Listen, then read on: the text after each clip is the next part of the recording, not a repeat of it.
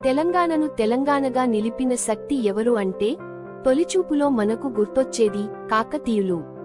ఈ రోజు మనం తెలుసుకోబోయేది వారి చరిత్ర మాత్రమే కాదు, వారికున్న ధైర్యం, వారి కళా వైభవం, ప్రజలతో బంధం, రుద్రమదేవి వంటి అపూర్వ నాయకురాలు, చివరికి వారిపడిన మట్టిపెట్టే ఘట్టం కూడా. ఈ వీడియోలో మీరు చూడబోతున్నది ఒక సామ్రాజ్య ఉత్కర్షం నుంచి పతన గాథ వరకు. మరి ఆలస్యం ఎందుకు, మునిగి తేలుదాం కాకతీయ చరిత్రలో. కాకతీయ వంశం చరిత్ర 9వ శతాబ్దం నుంచే మొదలవుతుంది. మొదటగా వీరు రాష్ట్రకూటుల సేనాధిపతులుగా పనిచేసేవారు. తరువాత చాళుక్యులు, చోళుల పరిపాలనలో ఉన్నారు. ప్రోలరాజు అనే పాలకుడు కాకతీయుల తొలి స్వతంత్ర పాలకుడిగా గుర్తించబడతాడు. వారి రాజధాని తొలుత హనుమకొండగా ఉండేది. తరువాత వారు ఒరిగుడు నుండి గొప్ప పట్టణమైన ఓరుగల్లుకు, ఇప్పటి వరంగల్, రాజధానిని మార్చారు. కాకతీయ గొప్ప పాలకులు. రుద్రమదేవి. ఇతిహాసంలో తొలి మహిళా సామ్రాట్గా నిలిచింది రుద్రమదేవి. ఆమె తండ్రి గణపతిదేవుడు తన వారసుడిగా రుద్రమదేవిని ప్రకటించడం చాలా సాహసోపేత నిర్ణయం. ఆమె తన పాలనలో శత్రువులతో ధైర్యంగా పోరాడింది. ప్రజల మధ్య నమ్మకాన్ని కలిగించింది. చెరువులు, కోటలు, ఆలయాలు నిర్మించింది. ఇక తరువాత ప్రతాపరుద్రుడు, కాకతీయుల చివరి రాజు, ఢిల్లీ సుల్తాన్ల నుండి దాడులు ఎదుర్కొన్నాడు.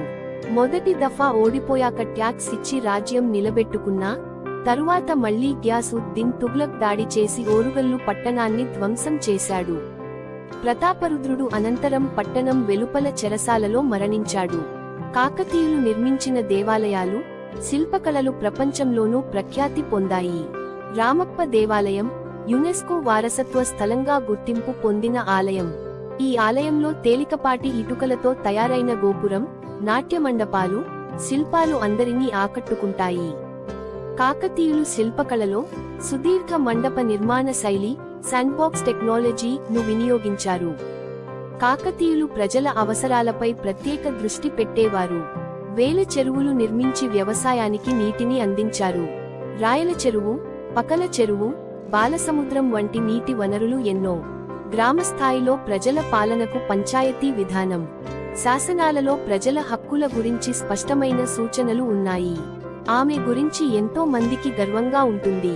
మగ పిల్లలుగా పెంచబడినా ఆమె తన పాత్రను పూర్తి న్యాయంగా నిర్వర్తించింది. రాజధాని నుంచి యుద్ధ రంగం వరకు ఆమె చూపిన నాయకత్వం అత్యద్భుతం. ఆమెపై ఆధారంగా వచ్చిన సినిమాలు కూడా ఆమె విశిష్టతను చాటుతున్నాయి. ఢిల్లీ సుల్తానుల దాడులు కాకతీయుల పతనానికి కారణమయ్యాయి. 1323లో తుగ్లక్ దాడితో ఓరుగల్లు ధ్వంసమైంది. ప్రతాపరుద్రుడు చెరలో చనిపోవడం ఒక శోకాంతం. కానీ వారి వారసత్వం మాత్రం మరణించలేదు. కాకతీయులు మానవ నిర్మిత చెరువులకు నాంది పలికారు. వారి నిర్మాణ పద్ధతులు, కోటలు ఇప్పటికీ శాస్త్రీయంగా అద్భుతం.